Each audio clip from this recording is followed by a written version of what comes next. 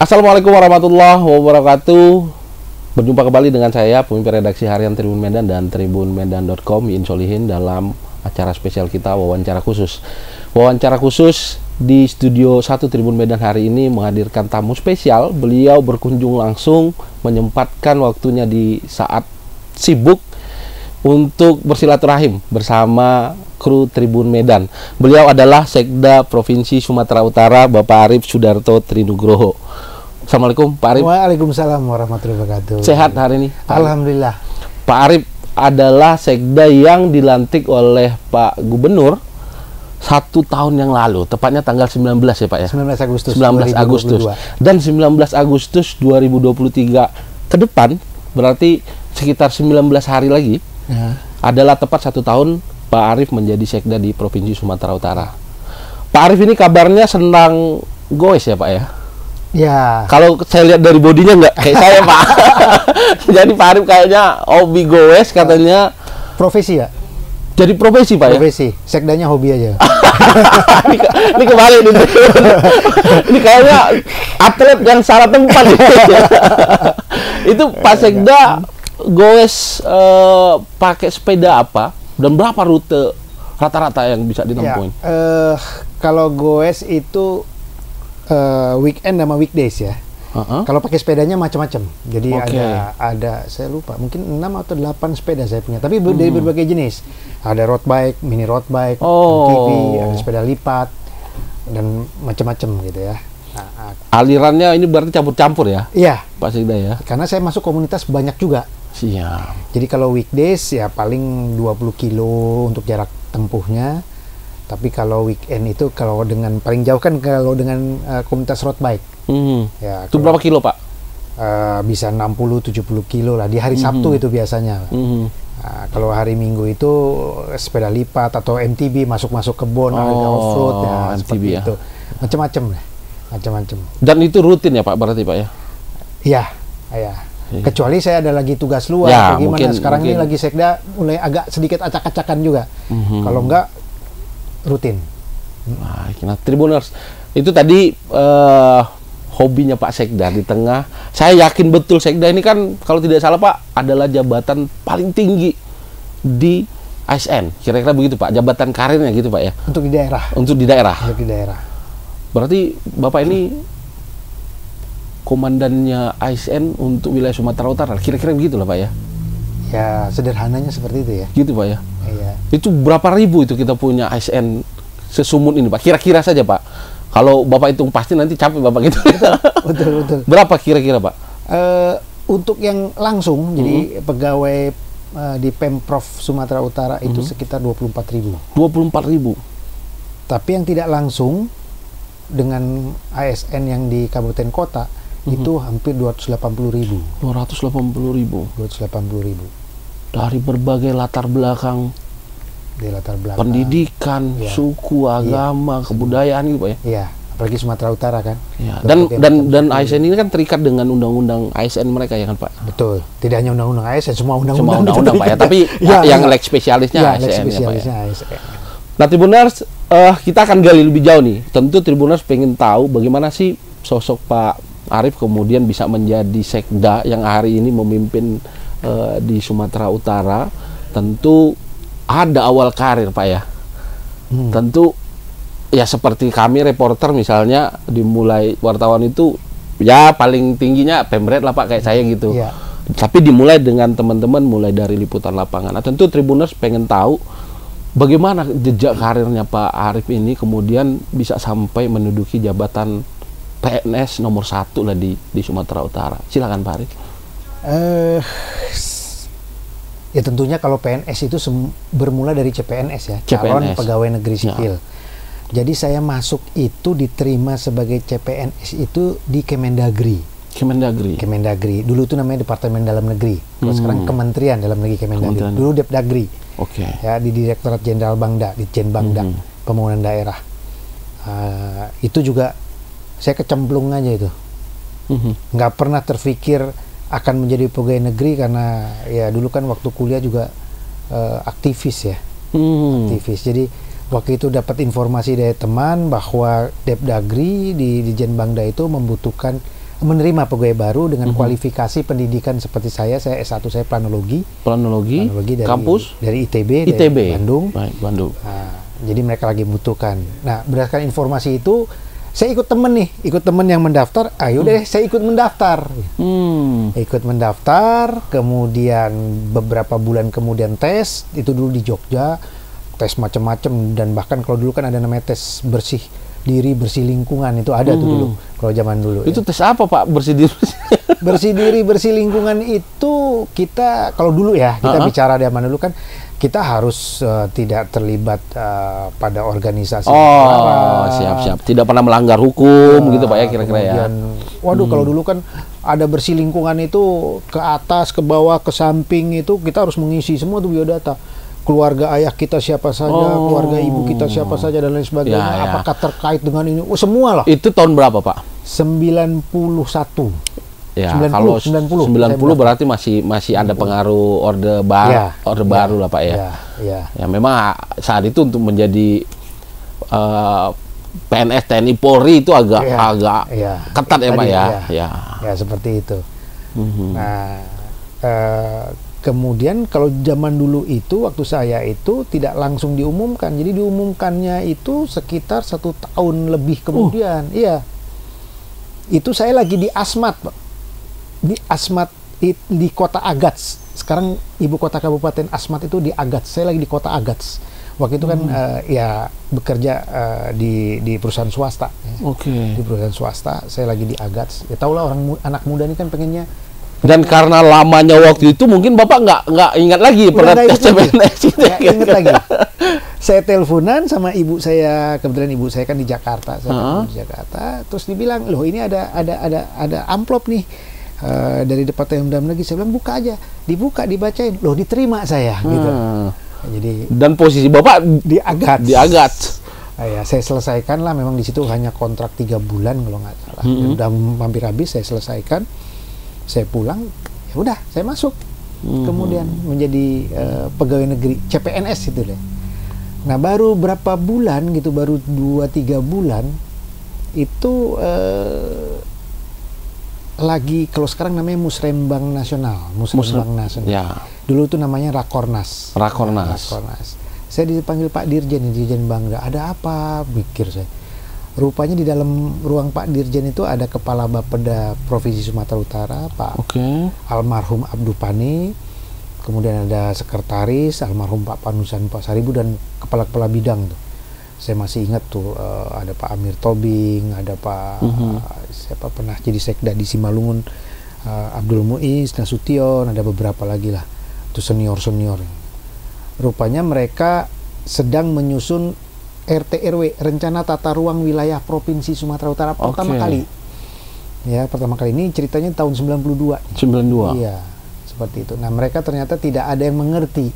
Kebetulan saya planologi. Masuk ini barang. Jadi akhirnya masuk. Ditugaskanlah oleh Pak Dirjen, kamu saya perbantukan. Jadi dulu ada namanya DPB. Jadi saya adalah NIP Kemendagri. DPB itu diperbantukan istilahnya. Diperbantukan di daerah. Bapak masih PNS Kementerian. CPNS masih. CPNS Kementerian. Oh iya, CPNS. Masih belum pengangkatan. Belum. Ya Pak ya. Istilahnya masih 80%, gaji juga masih 80%. Ya. CPNS Kementerian yang diperbantukan ke daerah. Dalam hal ini Provinsi Sumut. Ke Bapeda Provinsi Sumatera Utara. Karena Bapeda itu yang menyusun RT/RW waktu itu. Tugas Bapak waktu itu ditunjuk itu untuk nyusun ini, karena nggak ada orang nih di Sumut yang bisa nyusun. Ya. Yang nyusun sih konsultan ya memang. Tapi kan tidak ada yang mengerti nih. Bagaimana prosesnya seharusnya dan sebagainya. Diperbantukan untuk 2 tahun nih. Jadi selesai 2 tahun, selesai nih. Kemudian saya lagi bekerja di Bapeda itu, ketemulah senior alumni ITB. Waktu itu ada Pak Budi Sinulingga yang waktu itu menjabat sebagai Kepala Bapeda Kota Medan. Pak Maulana Pohan yang ketemu Kepala Dinas Tata Kota Medan, yang waktu itu bertugas sebagai Kepala Dinas Tata Kota Medan. Ditawarinlah saya untuk pindah, karena di Dinas Tata Kota maupun di Bapeda itu tidak ada planologi. Mereka butuh tenaga planologi ini. Dinas Tata Kota tapi nggak punya perencanaan kota, nggak punya perencanaan tata ruang. Gitu. Dibujuklah, dirayulah untuk pindah, diiming-imingi dengan jabatan. Kan saya masih staf nih. Waktu itu masih staf biasa Pak ya? Staf biasa. Dulu itu dari staf menjadi kepala subseksi. Waktu itu masih ada eselon 5 tuh kalau di kota kabupaten. Ya udah, akhirnya saya pindah lah setelah menyelesaikan RT/RW Provinsi Sumatera Utara 2 tahun. Itu 94 saya kalau nggak salah, saya pindah ke Dinas Tata Kota Medan. Mulailah saya berkarir di pemerintah Kota Medan. 90 sampai 95 berarti Pak? 94. 94, berarti 4 tahun Bapak udah ninggalin keluarga tuh di Jakarta? Ibu? Kan belum keluar. Oh ibu, iya. Ibu? Iya. Itu nggak resah dan gelisah beliau, Bapak tiba-tiba ke ujung Sumatera ini? Enggak. Karena sejak lulus saya sudah tidak pernah bekerja di Jakarta. Jadi saya memang besar di Jakarta dan Bandung. Tapi sejak lulus saya memang memang anak-anak planologi itu memang hobinya gitu Pak ya? Dia juga. Saya tapi kerja di Surabaya, di Kalimantan, di Nusa Tenggara, di Papua. Tapi memang saya memang tidak mau bekerja di Jakarta. Memang tidak mau. Semenjak lulus. Alasannya? Alasannya tapi ini alasan pribadi ya. Karena boleh orang lain setuju, boleh tidak. Karena ini alasan pribadi. Jadi waktu kuliah itu saya mendapat pelajaran bahwa manusia itu homo sapien, manusia itu makhluk sosial. Nah, sebagai makhluk sosial, hidupnya harus seimbang. Seimbang antara kebutuhan jasmani, pemenuhan jasmani dengan kebutuhan dan pemenuhan rohani. Kalau orang Tionghoa mungkin antara yin dan yang. Semua harus seimbang. Baru hidup kita bahagia, hidup kita harmonis dan sebagainya. Saya menganggap, walaupun saya SMP, SMA Jakarta, orang tua Jakarta, saya menganggap kalau hidup saya di Jakarta, saya sulit memperoleh keseimbangan itu. Sulit. Kenapa? Saya harus berangkat pagi-pagi, bangun jam 4 pagi mungkin, saya berangkat sebelum jam 6 pagi, setengah 6, jam 5 pagi saya harus berangkat, sampai rumah jam 10 malam. Saya lihat waktu untuk bersosialisasi pun hampir tidak ada. Dan lain sebagainya. Saya jadi memutuskan saya tidak mau. Saya tidak mau hidup di Jakarta. Saya mau mencari keseimbangan nih. Hidup saya pun waktu saya harus ada saya untuk bersosialisasi. Ya kan, untuk hobi saya. Kalau orang sekarang bilang ada waktu untuk me time, ada untuk family time dan lain sebagainya lah ya. Mungkin kalau di Jakarta Bapak sekarang nggak bisa menikmati itu Pak ya. Habis di jalan kemacetan segala macam. Me time ada mungkin, ya kan? Tapi buat family time belum tentu. Dan kemudian di Jakarta, mohon maaf sekali lagi tanpa bermaksud konotasinya negatif atau mengecilkan arti itu, tapi ini menurut pandangan saya sendiri pribadi itu kan kebanyakan artifisial, artifisial. Jadi buatan gitu. Jadi kita ke mall, kita kemana? Bagi saya itu membosankan. Bagi saya, bagi orang lain silahkan. Mungkin itu membahagiakan silahkan. Tapi untuk saya itu membosankan. Saya ke mall itu ya mungkin sekali 2 kali saya senang. Tapi kalau sering saya sudah membosankan. Jadi seperti itu. Saya seperti mohon maaf, misalnya saya ke Singapura, saya lebih senang saya ke zoo. Zoo. Kenapa? Kebun binatang Singapura itu sangat nyaman untuk kita jalan. Saya lebih senang misalnya ke Botanical Garden untuk saya daripada saya ke mall. Ke mall belanja gitu Pak. Iya, seperti itu gitu loh. Bukan saya nggak suka juga saya gitu. Tapi cukup sekali. Dan mungkin keputusan Bapak itu yang kemudian juga mendorong Bapak sebagai PNS. Artinya PNS kan mesti siap ditempatkan dimanapun kan gitu Pak. Ya mungkin. Makanya saya tidak mau hidup. Makanya saya tadi di Papua, saya di Nusa Tenggara, di Dompu saya pernah, di Kalimantan untuk mencari lokasi transmigrasi masuk ke pelosok-pelosok itu udah. Oke itu saya bekerja di perusahaan swasta ya seperti itu. Gitu. Dan di 94 itu kemudian Bapak memutuskan, oke, gua terima, gua jadi PNS di Kota Medan. Iya, saya pindah. Saat itu dengan kualifikasi jabatan apa Pak? Waktu itu kepala subseksi ya. Subseksi itu eselon nggak itu Pak? Eselon 5. Eselon 5. Waktu itu masih ada. Masih ada eselon 5. Karena kepala dinas itu eselon 3 dulu waktu tahun itu kepala dinas di kabupaten kota itu eselon 3. 3B. Di bawahnya bukan kepala bidang. Di bawah kepala dinas langsung kepala seksi.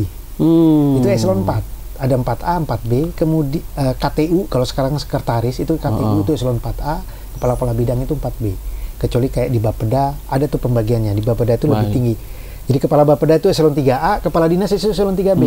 Kepala Bapeda, inspektur itu semua eselon 3A. Eselon 3A. Sekda Kabupaten Kota itu eselon 2B. Nah, seperti itu dulu. Saya eselon 5 Kasubsi. Jadi kepala dinas, karena tata kota, kepala seksi, dan kepala subseksi. Saya kepala subseksi. Gitu. Eselon 5 posisinya. Tahun 95 waktu itu. 94 pindah, 95 saya kepala subseksi. Mestinya PNS sekarang lebih cepat naik ya Pak ya, karena nggak ada eselon 5 lagi kan Pak? Ya, tapi dulu kan kemudian kan dirubah kan jadi setara, jadi kepala terendah itu kepala seksi kalau sekarang. Seksi ya. Nah, 97 saya sudah kepala, dan kebetulan sudah dirubah waktu itu. Jadi strukturnya dari habis nomenklaturnya sudah berubah Pak ya. Kepala bidang. Jadi saya 95 Kasubsi, tapi 97 saya sudah jadi kepala bidang. 97 saya sudah kepala bidang di Dinas Tata Kota, kemudian saya tahun 2000 kepala bidang di Bapeda Medan. Bapeda. Memang pada perencanaan Bapak ya Pak ya, karena kronologi itu ya. Baru balik lagi 2004-2005 awal mungkin, itu kepala dinas tata kota. Balik lagi saya sudah kepala dinas. Tata kota. Gitu. Dan kemudian sempat Bapak jadi asisten Pak ya? Kepala dinas tata kota di Medan, kemudian beberapa jabatan ya, kepala badan litbang di Medan, asisten juga perekonomian di Medan, kepala badan lingkungan hidup, kepala dinas lingkungan hidup. Oh, baru setelah itu geser ke provinsi? Ya, 2018 saya baru ikut lelang, sebetulnya kedua kalinya saya itu. Yang pertama kepala Bapeda, tapi saya tidak terpilih. Karena kan bukan menang kalah itu. Tidak terpilih Pak, betul. Masuk 3 besar, tidak terpilih. Nah, 2000 tahun depannya saya coba lagi, terpilih kepala dinas penanaman modal dan PTSP, itu di Juni 2018. 2020 saya sebagai asisten perekonomian pembangunan di Januari itu. Asisten perekonomian pembangunan di provinsi, tapi tidak boleh lepas nih. Jadi sebagai PLT kepala dinas penanaman modal dan PTSP. Dan asisten juga. Definitifnya saya asisten. Bahkan di September 2020 itu 3 saya rangkap jadiannya. Saya jadi PJS Wali Kota Medan. Jadi PJS Wali Kota Medan. Sempat PJS Bapak berarti ya? Ya, waktu pilkada Medan ya, Pak, 2020. Itu saya PJS Wali Kota Medan, tapi definitif saya asisten perekonomian pembangunan di Pemprov Sumatera Utara. Kalau kami PLT Kadis PMPT. 3 berarti Pak. Kalau kami guyonan di swasta, gaji 3 dong. Gitu. Enggak, gaji 1. Ya, berarti sama juga Pak, ada guyonnya. Iya. 3 jabatan gaji 1. Gaji 1. Kalau gaji kan tetap betul ya. Tunjangan juga, tunjangan jabatan harus pilih Pak. Salah satu. Mana aja yang paling tinggi ambil aja. Nah, seperti itu Pak. Tapi memang kemudian muncul peraturan bahwa seperti di Pemprov itu kalau kita merangkap sebagai PLT lain, kita dapat tunjangan tambahan penghasilan itu 20%-nya. Ya ada dong. Tambahan ya Pak ya? 20% iya saja, dong, kan 100%. Harus ngerjain yang lain juga Pak. Betul, ya kan? Betul. Barulah setelah itu Bapak menjadi di 2020 kemudian lepas satu-satu nih. Kadis PMPT-nya lepas, saya tinggal PJS Wali Kota dan asisten. Ya, PJS Wali Kota berakhir ya, saya tinggal asisten aja. Itu di Desember itu 2020.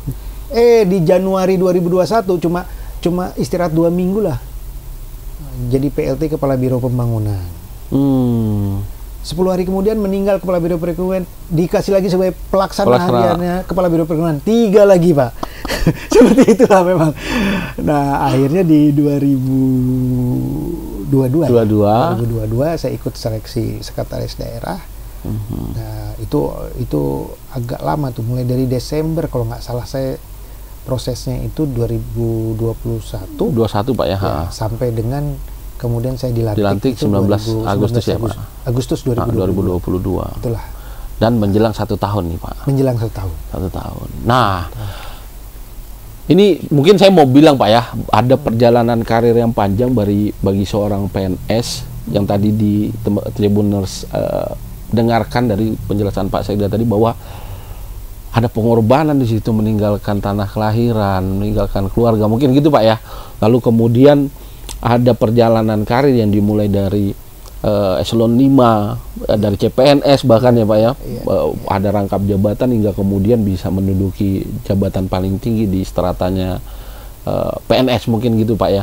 Paling tidak teman Tribuners yang hari ini sudah jadi CPNS atau sudah jadi PNS bisa jadikan ini sebagai bahan apalah Pak ya, bahan masukan lah kira-kira kalau mau jadi sekda tuh ikut beliau gitu. Kira-kira. Maksudnya goes gitu ya. Ya. Gitu ya. Jadi kalau dikasih 1 jabatan tambah 1 jabatan jangan ngeluh.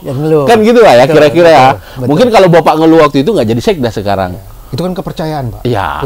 Kita harus, itu amanah, kepercayaan. Artinya ketika pimpinan memberi kita satu pekerjaan tambahan di luar pekerjaan kita, ada trust di sana kan, Pak. Ada kepercayaan dari pimpinan. Betul.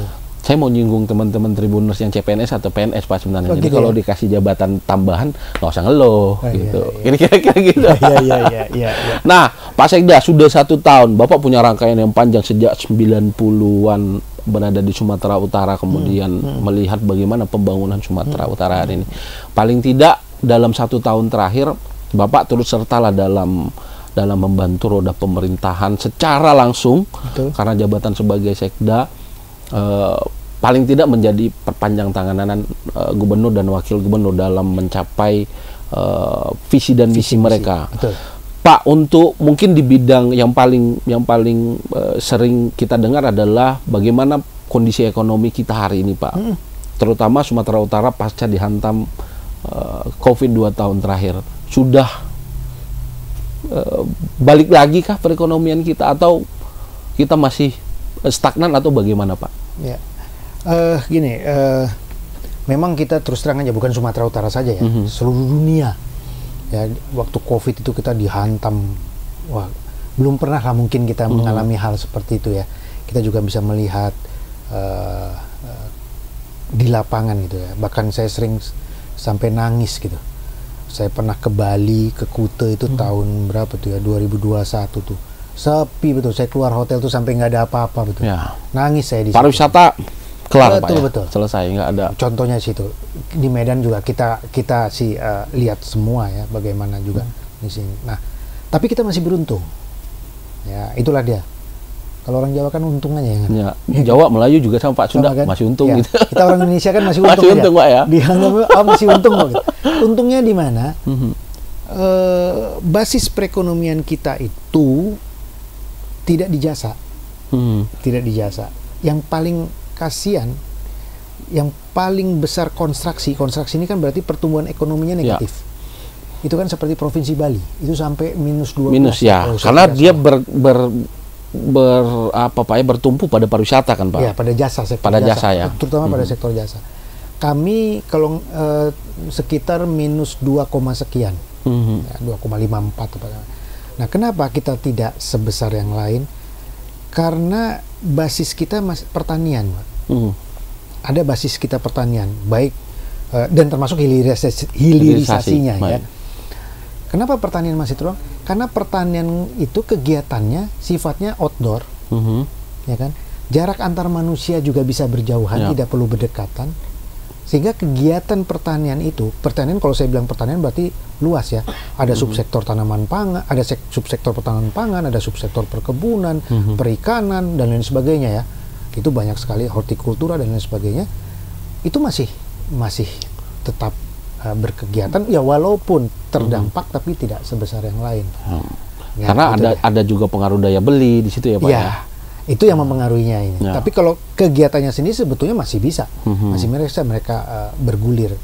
Produksinya masih ada lah gitu, Pak ya. Ya, tidak seperti Bali yang kemudian karena mengandalkan sektor jasa tadi stop, betul stop. Betul, hampir dapat dikatakan stop kan. Ya. Nah, jadi karena itu kita juga bangkitnya juga lebih mudah, lebih cepat kita pulih. Ya, dan sekarang ini ya kita dapat dikatakan sudah pulih, gitu ya, walaupun belum siapapun masih merasakan ada dampak ya, Pak tersebut. Ya. Dampak dari COVID itu tetap ada, tapi kita kalau dikatakan pemulihan sebetulnya kita sudah pulih, Pak ya. Sudah pulih lah. Walaupun pertumbuhan ekonomi kita untuk mengejar misalnya di atas 5% sampai ke 6% kita sudah mendekati kan, sudah mendekati itu lagi gitu, sudah mendekati tingkat pertumbuhan di mana sebelum COVID. Oke. Gitu. Artinya secara progres kita sudah bagus, Pak ya, progres menuju ke perbaikan pulih tadi ya, Pak ya. Pak Sekda, tentu ada catatan khusus yang diberikan gubernur dan wakil gubernur kepada Pak Sekda, terutama dalam pelaksanaan visi misi beliau berdua. Sejauh ini Bapak melihat apa yang menjadi prioritas dari kepala daerah di Sumatera Utara hari ini? Ya, visi misi Pak Gubernur dan Pak Wagub, Pak Edi Rahmayadi dan Musara Jeksa ini kan tertuang dalam resminya itu tertuang dalam RPJMD. Ya. Ini yang harus kita capai. Di situ dalam RPJMD itu ada target-target terukur. Ya nanti kalau dijelasin ini terlalu ribet. Terlalu panjang dan terlalu ribet gitu ya. Biarlah kami itu yang melaksanakan dan mencapai itu gitu ya. Nah, tetapi dengan tagline membangun desa menata kota ada 3 sektor kan, sektor pertanian, infrastruktur dan pariwisata. Ini yang kita kejar ya. Dan pariwisata kita juga pariwisata yang sifatnya juga outdoor lebih banyak situ kan. Nah, ini yang terus kita genjot dan kita juga punya indikator untuk tata pemerintahan yang baik dan bersih. Itu ada 32. Saya kalau nggak salah 32 indikator. Itu kita sudah kalau saya bilang melompat ya. Ini juga mungkin tidak banyak masyarakat yang tahu ya. Maaf, saya bukan mengecilkan arti sebelum-sebelumnya, tetapi waktu Edi Rahmayadi dan Musara Jeksa ini mulai memimpin Sumatera Utara, kita ada indikator-indikatornya seperti indeks pembangunan manusia, tingkat kemiskinan, stunting dan lain sebagainya. Itu ada tuh. SPBE, sistem pemerintahan berbasis elektronik, reformasi birokrasi, sakip dan lain sebagainya. Banyak. Stranas PK, strategi nasional untuk pencegahan korupsi, segala macam. Nah, kita terus terang aja memang banyak juga indikator itu yang miris juga kita. Kenapa? Masuk 3 besar, tapi paling bawah. Kita bandingkan provinsi ya. Sekarang 38, dulu kan 34 ya. Ya, 34. Nah, ini masih ya sekarang itu kalau lihat indikator-indikator itu rata-rata kita udah masuk 3 besar, masuk 5 besar. Ya, minimal masuk 10 besar lah. 10 besar nasional. Nasional.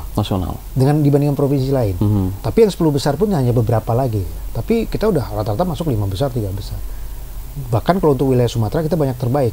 Dan banyak meraih penghargaan sampai saat ini menurut catatan kami, kalau tidak salah ya, kalau ada lagi dapat penghargaan belum saya catat, itu udah 86 penghargaan kita. 86 penghargaan. 86 penghargaan. Di masa Pak Edi dan Pak Ejek.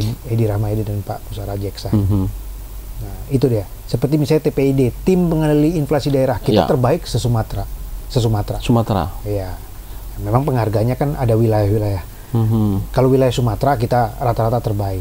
Ya, mohon maaf, bukan berarti menyombongkan, ini hanya menyampaikan memang inilah hasilnya ya, karena yang tentunya yang merasakan pada akhirnya adalah masyarakat juga. Nah, kalau untuk level nasional kalau kita diadu itu juga kita sudah. Contoh yang terakhir saya hadiri sendiri penghargaan misalnya untuk penghargaan di bidang ekonomi dan keuangan syariah. Kita membentuk KDEKS namanya, Komite Daerah Ekonomi dan Keuangan Syariah. Kalau di pusat itu Komite Nasional, Komite Keuangan dan Ekonomi Syariah, KNEKS. Kalau kita baru belum 1 tahun, Pak. Ya.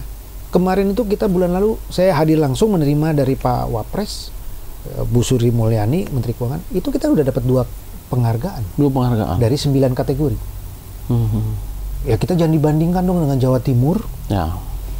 Jawa Barat, Sumatera Barat, mereka dapat banyak. Tapi di luar 3 provinsi itu kita boleh berbangga hati, gitu loh. Artinya gitu. Ya, kita coba kejar terus. Penghargaan bukan target akhir kita, itu hanya benchmarking kita. Mungkin itu jadi indikator bahwa sudah ada peningkatan Pak ya dalam penata kelolaan pemerintahan mungkin ya Pak ya. Begitu. Tapi begitu kita dapat penghargaan, kita harus lebih lagi daripada itu. Nah Pak, kalau Pak Sekda melihat sendiri, apakah peran kepala daerah atau memang kompetensi ASN kita yang sudah meningkat sehingga tadi capaian dan lompatan itu bisa tercapai? Oh jelas figur pemimpin, Pak. Figur pemimpin. ASN ya sudah ada yang seperti ini gitu. Jadi figur pemimpin, kemudian tentunya dijabarkan dengan komandonya oleh sekretaris daerah. Para pejabat pimpinan tinggi pratama, namanya sekarang JPT. Kalau orang tahu tuh eselon 2 itu ya itulah dia, kepala dinas, kepala badan, kepala biro, kepala perangkat daerah. Inilah dia. yang mengawaki, yang mengomandoi semua, ya, menjabarkan untuk kemudian melaksanakan tadi Pak, untuk mencapai target-target visi misi tadi. Peran pemimpin sangat besar. Nah, saya juga sadar bahwa peran sekretaris daerah juga sangat penting di sini. Ya. Karena manajemen dan pengelolaan ASN ada di Sekda kan Pak? Betul. Nah, contoh nih tahun depan, begitu saya jadi Sekda, saya melihat bahwa ada 2 tugas besar nih.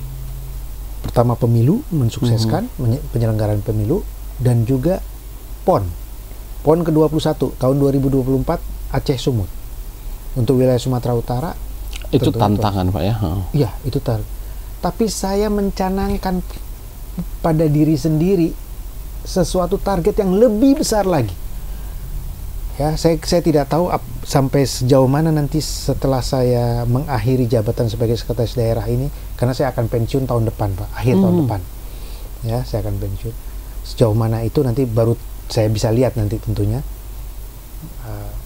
Apa itu targetnya Pak? Merubah pola pikir dan pola tindak para ASN ini. Sekarang kita hidup sudah di dunia digital. Di zaman teknologi informasi komunikasi. Orang ada yang nyebut revolusi industri 4.0, masyarakatnya society 5.0, apapun itu, ya kan? Bagaimana saya merubah? Karena masih banyak ASN yang pola pikir dan pola tindaknya masih seperti dulu. Tradisional. Pertama mungkin tidak mau keluar dari zona nyaman mereka, comfort zone mereka. Mereka berpikir lingkungan eksternal di luar sana masih sama seperti dulu, padahal sudah berubah sama sekali. Orang di luar sana sudah bicara artificial intelligence, sudah bicara bahkan sekarang general artificial intelligence. Masih ada nih yang kawan-kawan kita yang berpikir masih seperti dulu. Bahkan masih mempersulit nih orang. Memalakin orang, mohon maaf ya. Kalau bisa susah, kenapa dipermudah gitu Pak? Ya kan? Gitu loh. Nah, padahal ini yang harus, itu tantangan terbesar saya. Ya, Kemenpan RB sudah punya yang namanya berakhlak. Berakhlak itu singkatan. Berorientasi pelayanan, loyalitas, kompetensi, dan lain sebagainya. Itu semua untuk menjawab tantangan pada zaman teknologi digitalisasi ini. Dan saya sudah katakan, nggak bisa dengan digitalisasi ini jauh lebih efisien, lebih efektif, dan lebih transparan. Sehingga akuntabilitas kita juga, masyarakat lebih bisa tahu kok sekarang. Tepat waktu, tepat biaya, mungkin banyak orang sudah. Seperti itu. Dan kalau kita tidak mau, kita akan ditinggalkan. Saya udah bilang, kalian tidak adaptif. Adaptif ini kan berarti dengan perubahan yang terjadi begitu cepat sekarang ini, ya kita harus mau beradaptasi. Kita juga diri kita harus mau berubah mengikuti itu. Artinya berubah apa? Berinovasi, berkreasi ya. Sekarang produk suatu jasa, suatu benda, dan apapun itu, peraturan termasuk di situ, sangat cepat. Belum kita kuasai sepenuhnya satu peraturan, sudah muncul peraturan baru. HP kita beli tahun ini, tahun depan sudah usang Pak. Jangan hitung tahun mungkin. Bulan depan udah ada yang baru lagi Pak ya. Sudah diluncurkan untuk satu merek, saya tidak sebut merek, ya kan? Sudah muncul generasi kelima, generasi ke-9-nya, dan lain sebagainya. Jadi lifetime itu kita masih mau seperti dulu, nggak bisa. Dan Bapak menganggap inilah tantangan ASN ke depan, merubah mindset mereka tadi. Iya. Karena masih ada yang tidak mau keluar dari comfort zone mereka, nggak mau keluar dari zona nyaman.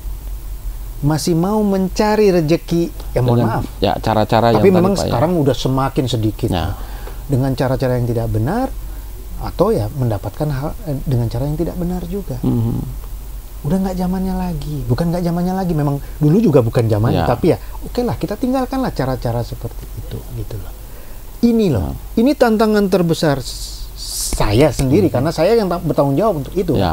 Ya melalui semua nih, melalui BPSDM, diklat kami, ya kan, berbagai macam cara lah, reward and punishment dan lain sebagainya. Kami juga memperbaiki misalnya manajemen talenta kami, talent pool kami, artinya nanti juga untuk satu jabatan itu tidak perlu lagi seleksi terbuka. Kalau ini sudah berjalan dengan baik, sistem merit kita, meritokrasi kita dan sebagainya. Jadi betul-betul penunjukan atau karir itu betul-betul ya lebih objektif lah. Kalau 100% nggak mungkin kita masih hidup di dunia. Minimal spesifikasi yang dibutuhkan sesuai dengan orang yang menempati gitu Pak ya. Betul. Jadi rekam jejak itu mulai dari CPNS dia sudah terekam terus Pak. Bukan hanya seleksi 5 hari seminggu kemudian sudah ini yang terbaik. agak sulit kita menilai seperti itu. Itu sebetulnya yang terberat gitu loh. Itu tantangan terbesar. Tapi sekarang sudah banyak sekali perubahan itu sudah mulai lah Pak ya. Bagaimana kemudian digitalisasi di pemerintahan sudah juga mulai dilakukan. Pelayanan publik kita. Nah itu kan ada indikatornya Pak. Pelayanan publik kita dan lain sebagainya semua Pak. Pengaduan itu bagaimana kita menanggapi pengaduan itu sekarang itu ada indikator Pak dan menjadi penilaian pemerintah pusat. Ya, kalau tercapai kita dapat lagi insentif dari pemerintah pusat untuk anggaran. Itu seperti itu Pak. Gitu. Baik, Tribuners, semakin seru perbincangan dengan Pak Sekda, tapi kita harus rehat dulu sebentar, memberikan Pak Sekda kesempatan untuk minum dulu karena diskusi kita akan semakin menarik. Saya ingatkan Tribuners untuk terus mengupdate informasi terkini yang kami sajikan melalui dua platform kami, Harian Tribun Medan dan tribunmedan.com. Dapatkan juga informasi terkini tentang Medan, Sumatera Utara, Indonesia dan internasional melalui sosial media kami baik YouTube, Instagram, Facebook, TikTok dan Snack Video. Kita kembali beberapa saat.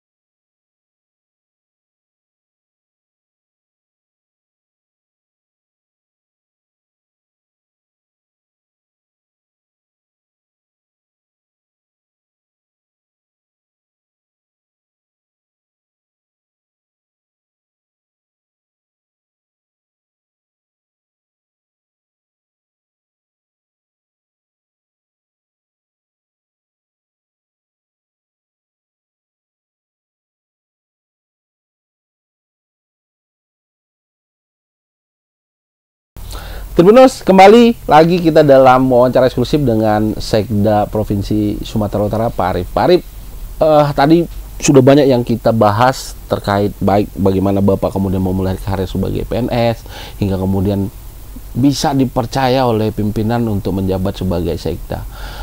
Pak, ASN ini kan lekat dengan penataan karir lah Pak ya. Dari satu titik hingga ke titik berikutnya. Menata karir, tentu menata karir ini kan banyak cara Pak. Kalau menurut saya, ada orang yang menata karir dengan cara diplomasi yang baik, prestasi. Ada juga yang menata karir dengan cara-cara yang mungkin negatif, pendekatan, uang atau apapun gitu misal. Bahkan di beberapa daerah KPK kita sering mendengar ada jual beli jabatan Pak. Nah, teringat saya Pemprov sempat mendapatkan penghargaan berupa sistem dalam pengelolaan pemerintahan khususnya untuk PNS untuk menjabat ke jabatan strategis. Benar itu Pak? Betul. Lalu bagaimana kemudian itu diterapkan dan apa poin pokoknya bahwa untuk mendapatkan jabatan tertentu itu proses seperti apa yang harus dilakukan? Ya, jadi kita dapat penghargaan untuk meritokrasi kita. Meritokrasi. Ya, sistem merit kita. Ini sulit Pak. Jadi penghargaan itu karena kita naik dari level B menjadi BB. Jadi dari level baik menjadi sangat baik. Baik jadi sangat baik. Sangat baik, ya. Nah, sangat baik ini level tertinggi sebetulnya. Tertinggi. Ya. Nah, walaupun itu ada skornya juga, ada skor. Jadi Misalnya 80, minimal 80, baru kita kalau nggak salah 82 apa kalau nggak salah ya, itu menjadi sangat baik. Nah itu penilaian itu baru dilakukan sekitar 3 bulan atau 4 bulan yang lalu. Itu untuk yang tahun 2022 kan penilaiannya sekarang. Kan? Oke. Nah kita mendapat penghargaan itu, dan waktu wawancara saya langsung saya ikut diwawancarai oleh itu dari Kemenpan, dari Kemenpan RB, dari beberapa juga, dari gabungan ya, tapi leadnya tim penilai lah gitu Pak ya, Kemenpan ya. Ya. Kemudian yang penilaian teknis tentunya Badan Kepegawaian waktu itu yang menjawab semuanya. Nah, jadi memang berdasarkan kriteria, variabel-variabel, indikator yang ada, itu memang kita akhirnya penilaian kita terhadap pemerintah Provinsi Sumatera Utara itu udah sangat baik. Ya, kita jalankan sistem merit ini, dan itu juga bisa dibuktikan dengan tidak ada lagi jual beli jabatan untuk di pemerintah Provinsi Sumatera Utara. Itu kalau itu saya nyatakan clear itu. Ya. Kalau ada yang ngasih itu ditipu orang aja itu. Kan kadang-kadang ada juga free riders, penunggang bebas. Ada calo Pak ya? Iya, calo ya? Aku bisa gini. Padahal dia nggak berbuat apa-apa tuh. Mungkin kayak saya gini kan, saya dekat sama Sekda nih kalau mau jadi kepala dinas atau bisa jadi kepala bidang gini-gini. Ya. Padahal keluar nih memang misalnya namanya karena memang dia udah bagus gitu, atau karena tidak percaya diri tadi. Mungkin kan? Pak ya? Mungkin gitu. Dan Bapak bisa pastikan hari ini nggak ada jual beli jabatan di Pemprov Sumatera Utara. Tidak ada itu. Ya. Makanya saya bilang jangan mau kasih duit kalau ada yang nawarin. Aduh, jangankan saya soal kepegawaian, ya kan, soal yang lain juga saya juga artinya yang lain juga tidak dengan duit, apalagi soal kepegawaian. Dan saya pun saya punya prinsip gini, amanah itu diberi, bukan dibeli. Amanah itu diberi, bukan dibeli. Kalau dibeli bukan amanah. Padahal yang namanya jabatan adalah amanah. Ya. Jadi jabatan itu diberi karena dia berupa amanah, bukan dibeli. Ya kan? Saya juga sampai jadi sekda nggak pernah saya mau beli amanah. Oh nggak ada. Saya pernah ditawarin, belum pernah ditawarin, pernah ditawarin. Nggak mau saya. Kalaupun punya duit, ngapain saya keluar duit untuk itu? Kenapa? Begitu saya duduk pasti saya harus kembalikan itu. Ya. Duit saya itu dong. Disitulah kadang-kadang teman-teman terperangkap Pak ya tadi. Iya, kok mau? Akhirnya goal Pak ya. Hidup ini kan pilihan. Ya tinggal kita disuruh memilih aja. Ya kan, menggunakan cara yang benar atau tidak. Dunia ini nggak ada habisnya. Kan? Nah balik lagi, nanti ngomong yang lain lagi. Tadi merit system tadi kita walaupun merit system inilah yang menjaga bahwa siapa yang berhak pada jabatan itu dia yang mendapatkan. Lebih objektif lah. Lebih objektif. Walaupun memang saya akui masih banyak kekurangan, masih kita sempurnakan terus, masih kita perbaiki, kita tingkatkan, kita sempurnakan macam-macam. Tapi nawaitunya menuju ke arah yang lebih baik dalam pengelolaan pemerintahan sudah kita lakukan. Itu poin pentingnya Pak ya. Sudah kita lakukan. Bahkan dihargai dengan penghargaan dari Kemenpan RB tadi kan Pak. Iya. Nanti kita akan kalau sudah pada level yang tertinggi sekarang seperti kalau pemerintah provinsi itu di Jawa Barat, kalau di kabupaten kota itu seperti Tangerang, kalau saya tidak salah ya, itu untuk menduduki jabatan eselon 2, jabatan pimpinan tinggi pratama, itu tidak diperlukan lagi seleksi terbuka, shelter kita biasa sebut shelter, seleksi terbuka, tidak perlu lagi dilelang.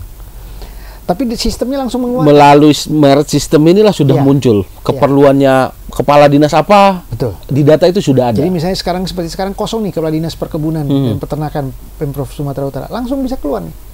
7 orang nih yang secara eselon dia memenuhi syarat, misalnya secara administrasi kualifikasi, kinerja dan lain sebagainya itu keluar nih.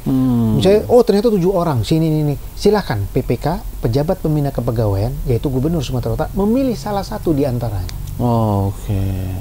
Jadi nggak perlu lelang jabatan yang kemudian orang dari manapun bisa. Tidak lagi seperti itu Pak ya. Tidak lagi seperti sistem inilah yang sedang dibangun menuju ke sana. Dan nanti kalau sifatnya sudah nasional mungkin ya, saya juga tidak tahu, mungkin arahnya bisa gitu.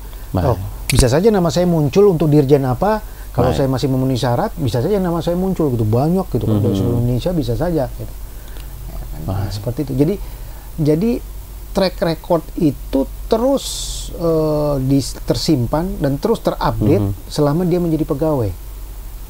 Ya, kalau dia cacat ya seperti TNI Polri lah. Begitu dia cacat ya akan sulit dia menjadi jenderal. Ya.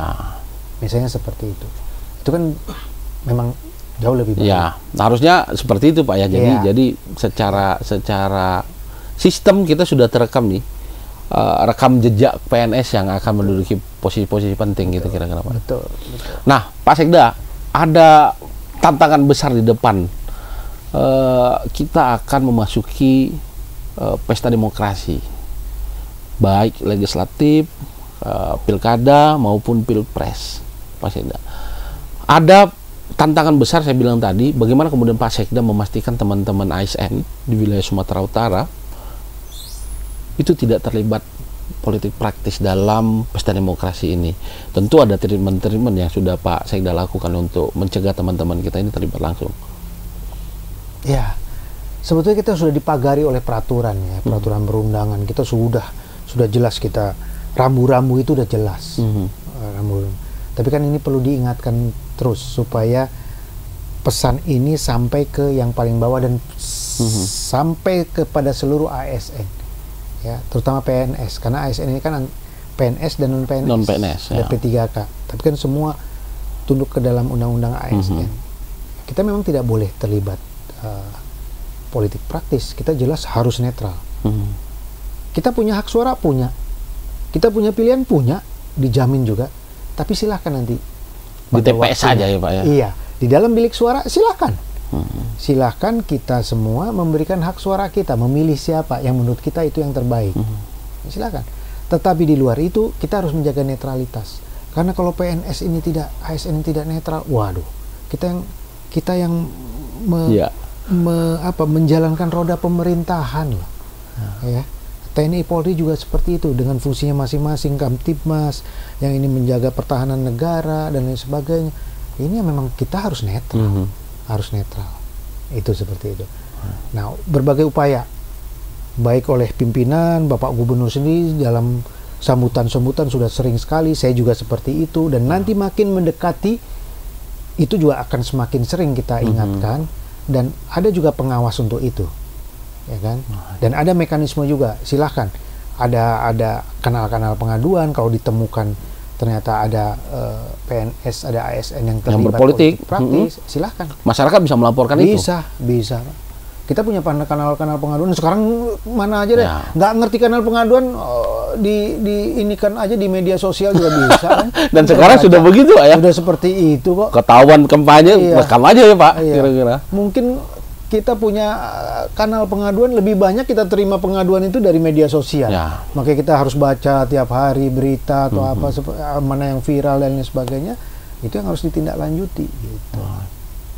Pak Sekda, berkaitan dengan itu, masa kepemimpinan gubernur dan wakil gubernur kan ini akan berakhir ya Pak? Ya, tinggal 5 September. 5 September 2023. Menurut aturan nanti seperti apa Pak? Siapa yang akan mengganti posisi kepala daerah yang masa jabatannya habis ini? Nanti Presiden Republik Indonesia akan menunjuk pejabat gubernur Sumatera Utara. PJ Gubernur Sumatera Utara. Gubernur Sumatera Utara. Untuk menjalankan fungsi daripada Gubernur Sumatera Utara ini, roda pemerintahan ini, mulai 6 September. Karena tidak boleh terjadi kekosongan kekuasaan. Oh, berarti penetapan dan pelantikan harusnya di 6 September sudah ada definitif. PJ. Tanggal 6 September pasti dilantik. Presiden yang menentukan itu? Iya. Secara kepekatan dan golongan Pak, ada diatur? Ada diatur. Jadi kalau untuk PJ Gubernur, DPRD provinsi itu mengusulkan 3 nama. Kemudian pemerintah pusat dalam hal ini Kemendagri juga mengusulkan 3 nama. Jadi nanti ada maksimal 6. Jadi dari maksimal tadi ya, 3 dan 3 itu maksimal. Bisa 1, bisa 2, bisa 3. Ya, 6. Nah, nanti dipilihlah oleh di pusat kalau nggak salah TPA, tim penilai akhir atau seperti apa. Baru ditetapkan presiden. Ditetapkan oleh presiden. Kalau dari kesepakatan eselon misalnya, kalau untuk pejabat gubernur dia harus eselon 1, harus eselon pejabat pimpinan tinggi media atau utama. Ya eselon 1 itu ya jabatan Bapak hari ini. Iya, kalau di daerah eselon setingkat 1 sekda. Sekda provinsi. Sekda provinsi. Sekda provinsi itu eselon 1. Oh, berarti ada peluang Bapak jadi PJ nih. Secara administrasi. Secara administrasi. Iya. Ya kita berdoa ya, mudah-mudahan Pak Sekda yang jadi PJ Gubernur paling tidak sudah mengetahui latar belakang, karena bisa jadi juga PJ ini diambil dari luar kan begitu Pak kira-kira.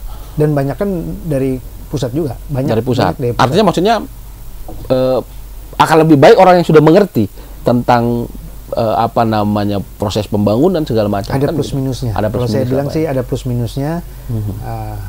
Saya nggak mau terjebak itu mana yang lebih baik. Tapi kalau Bapak ditunjuk siap? Kita ini kan ya tadi PNS kok, soal siap atau nggak siap. Ya harus siap ya Pak ya. Wong tadi aja sedang kemana disuruh jadi PNS, ke Medan berangkat ya Pak ya. PJ Wali Kota itu saya. Nah, dan Bapak punya apa ya pengalaman itu Pak ya? Iya. Saya kan asisten perekonomian pembangunan dan PLT Kepala Dinas Penanaman Modal. Waktu itu hari Jumat, saya habis Jumatan, kepala saya pening, saya di kantor PTSP nih, di Wahid Hasim sini, ya kan di depan Brimob. Tiduran saya karena pening sekali saya. Selesai jam 3 itu saya bangun, ya kan, udah enakan, saya panggil nih beberapa kepala bidang, ya kita membicarakan pekerjaan. Tahu-tahu saya ditelepon. Jadi yang harusnya tadinya pelantikan jam 10, saya dengar, saya pikir sudah dilantik semua nih, ada 10 kalau nggak salah PJS Bupati Wali Kota waktu itu. Saya pikir udah selesai kan. Ternyata saya jam 3 tuh ditelepon oleh Kabak Protokol Pemprov waktu itu, suruh ke Aula Tengku Rizal Nurdin, diberitahu bahwa saya akan dilantik menjadi PJS. Itu pun saya nggak tahu jadi PJS Wali Kota atau Bupati. Berarti saya nggak bisa nanya siap atau enggak Pak ya? Iya. Waktu itu saya telepon ke rumah, ngambil jas, saya ganti di Sudirman 41 itu di dekat Satpol PP-nya, pos security. Langsung ke aula, masuk ke aula, dipakein dasi karena lantik. Dan Bapak baru tahu waktu acara itulah, oh saya PJS Wali Kota Medan. Karena kan disebutkan satu-satu. Dan saya tidak ikut gladi resiknya. Karena gladi resiknya sudah berlangsung. Jadi saya masuk Aula Tengku Rizal Nurdin. Ya udah. Saya salah tanya siap atau enggak, Bapak udah jalani itu. Saya pernah mengalami Pak, saya mau dilantik nggak jadi. Itu pernah saya mengalami. Pak. Berubah gitu Pak ya? Bukan berubah, nggak jadi aja. Nggak jadi? Ya diundur. Oh oke. Ya kan. Waktu saya Kepala Dinas Penanaman Modal PTSP itu harusnya dilantik bersamaan harinya, waktu itu Bu Sabrina dilantik menjadi Sekda Provinsi. Hari Jumat saya masih ingat, saya lupa tanggalnya. Jam 10 setelah selesai pelantikan itu jam 2 itu direncanakan ada pelantikan beberapa kepala dinas termasuk saya Bapak. Dan saya harus sudah standby ini di parkiran. Tapi sampai habis hari itu saya tidak dilantik, dan 1,5 bulan kemudian kira-kira baru saya dilantik. Itu pernah saya seperti itu. Berarti kalau secara mental Tribunus kita nggak bisa tanya lagi. Beliau udah nunggu di parkiran untuk dilantik, nggak jadi gitu Pak. Ya. Saya pertama kali menjadi kepala dinas itu juga saya tidak tahu. Saya masih kepala bidang di Bapeda Medan, kepala bidang fisik prasarana. Saya ditelepon aja tiba-tiba. Ya kan, jangan kemana-mana. Rupanya jam 10, jam 11 saya dikasih untuk pelantikan jam 1 siang. Dilantiklah saya menjadi kepala dinas waktu itu. Apalagi kalau zaman dulu kan semua mendadak tiba-tiba. Tidak ada seleksi terbuka, tidak ada itu kan. Kalau dulu seperti itu. Jadi saya udah ngalamin semua gitu. Jadi soal kemudian siap atau tidak siap, saya tanya itu Pak. Mestinya Bapak tinggal tunggu telepon itu. Iya. Ya, tapi bagaimanapun ya itulah PNS Pak ya. Mereka Bapak harus siap kapanpun, dibutuhkan dimanapun. Dan ya nggak bisa apa lah Pak ya, memilih-milih lah Pak ya. Ya, karena itu tadi ya Pak ya, trust pimpinan kepada kita yang harus kita lagi bahwa ya apalagi seperti PJ Gubernur itu sih saya semua menyerahkan kepada Tuhan aja, kepada Allah. Itu pasti yang terbaik lah. Makanya saya selalu cuma berdoa, saya nggak pernah minta jabatan Pak dalam berdoa saya. Maksudnya minta jabatan tertentu saya sebut. Saya minta selalu amanah, diberi amanah jabatan. Kalau dulu ya yang terbaik menurutmu, karena terbaik menurut Allah, terbaik menurut Tuhan pasti terbaik untuk kita. Itu aja saya. Gitu. Nah, sebagai manusia kita ya bekerja saja, kita sudah diberi amanah, kita lakukan amanah itu, kita kerjakan dengan baik, tanggung jawab. Karena ini kan nanti ditanya ini, dimintai tanggung jawab, bukan hanya di dunia ini, bukan oleh pimpinan kita, nanti sampai ke sana itu. Menentukan kita masuk mana ini kira-kira, dapat ruangan mana kita. Ya kan. Gitu dia. Nah, Tribuners, menarik perbincangan dengan Pak Sekda, sudah hampir 1 jam Pak kita berbincang. Tentu ini perbincangan yang menarik, patut disimak oleh ASN dimanapun, bagaimana kemudian Pak Sekda Pak Arif bisa mampu meniti karir hingga jabatan tertinggi. Pak, sebelum kita menutup wawancara eksklusif kita hari ini, tentu Bapak punya pesan untuk ASN kita dimanapun berada di wilayah Sumatera Utara.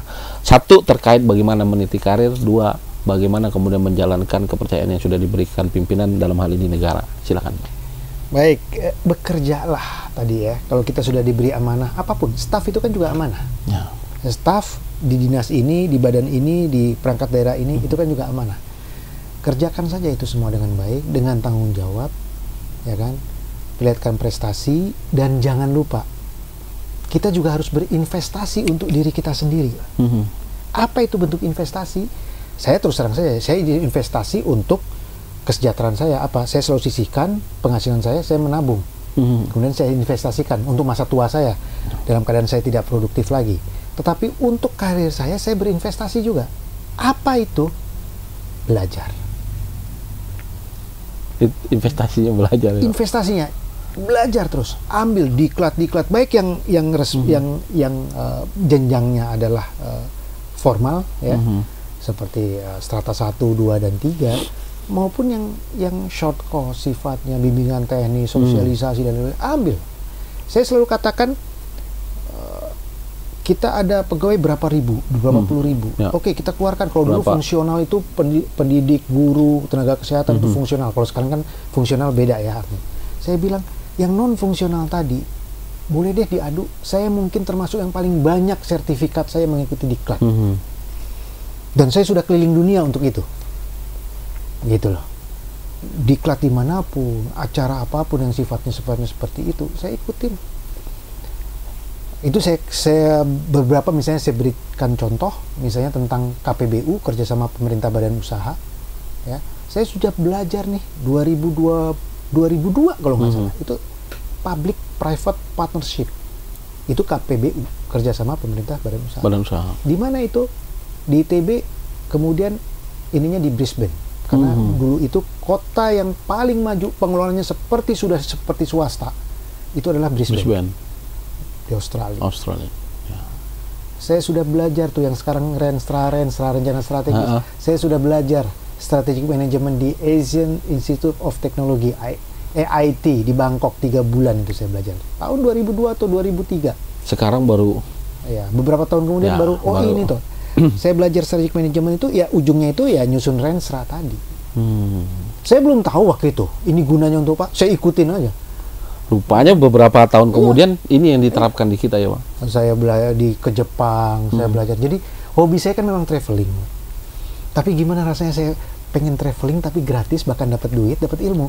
Ya tadi Pak, ngikutin diklat tadi Pak. Waduh, udah bisa traveling around the world, keliling gratis mungkin Pak ya, dibiayai. Dapat duit lagi, dapat ilmu, apalagi.